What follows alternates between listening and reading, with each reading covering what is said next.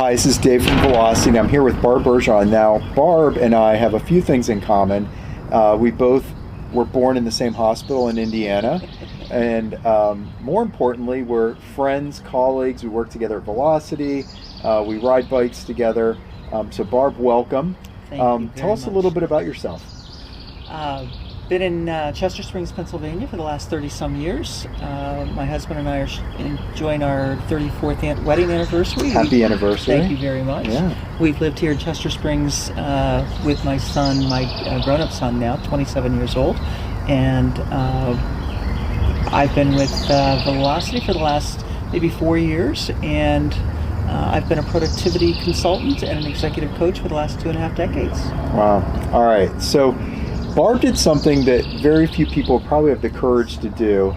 She, on a whim, and maybe not so much on a whim, decided to go on a 6-week adventure. So, Barb, I probably am downplaying everything that went into this 6-week adventure, Yeah. but tell us about this trip that you took. I basically spent the winter preparing for an adventure where I had no plan, no agenda, and I just simply got in the car and started driving. And I had my tent, my camping gear, a credit card for hotels on an occasional basis, and I just took off and meandered all across the United States. I made it as far as Phoenix and Moab, and just explored. It was an adventure. So, a lot of preparation, and I've learned a lot about this. This is something, again, I'm fascinated about. But after all the preparation, you started your ignition and you just went. Yes. And you didn't know where you're spending the night. There was no itinerary. You just got in your car. You went wherever the wind blew that day, and you didn't know where you're going to spend each night or wake up each morning.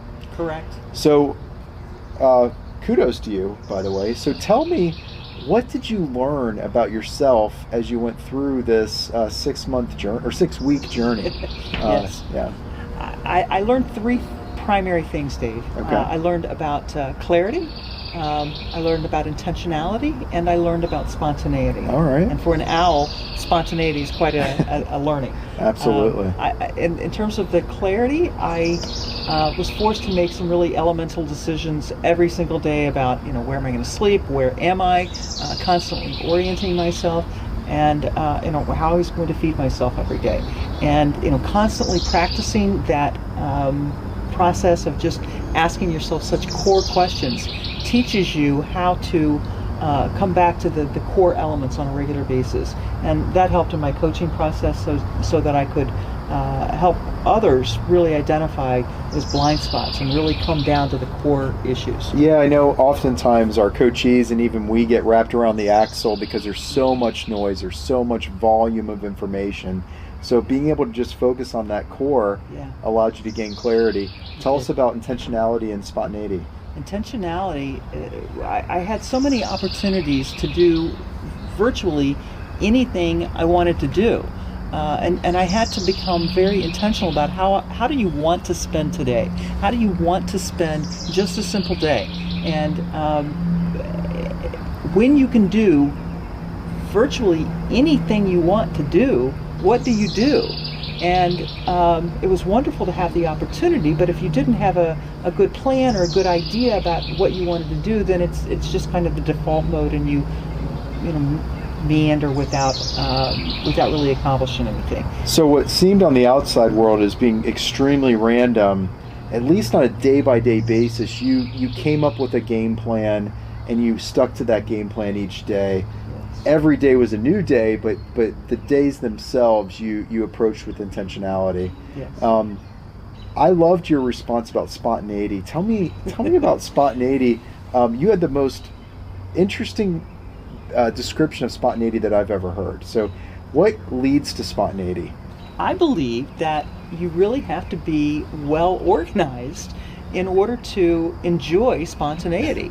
That the planning and preparation that I did over the winter months and figuring out, what camping gear to take and all the details, that led to having the opportunity to do whatever I chose to do, to have that intentionality, to have the opportunity to really and truly ask myself, what do you want to do today? And it can be anything, anything at all. from going to Sun Studio to hiking in Arkansas, whatever it was, I could do it because I planned for a whole host of different opportunities. Right. So people are watching this and they're thinking, I don't know that I could do what Barb did. I have my own bucket list. So people that are maybe 1 foot in, 1 foot out of an idea, Yes. or maybe they're inspired by what you just shared and they want to go on this wonderful journey. I don't even know what to call what you Yeah. did. What would you advise to people that are sitting here listening to this?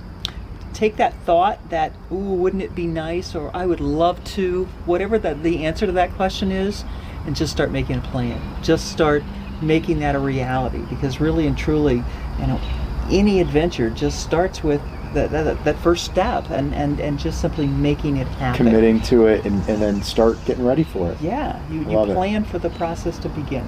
Love it. All right. So I want to thank you for sharing your story. I sit here in admiration, like I mentioned, and for somebody who has not taken the chance to unplug fully and do what you did, kudos to you, congratulations, and thank you for sharing with all of us.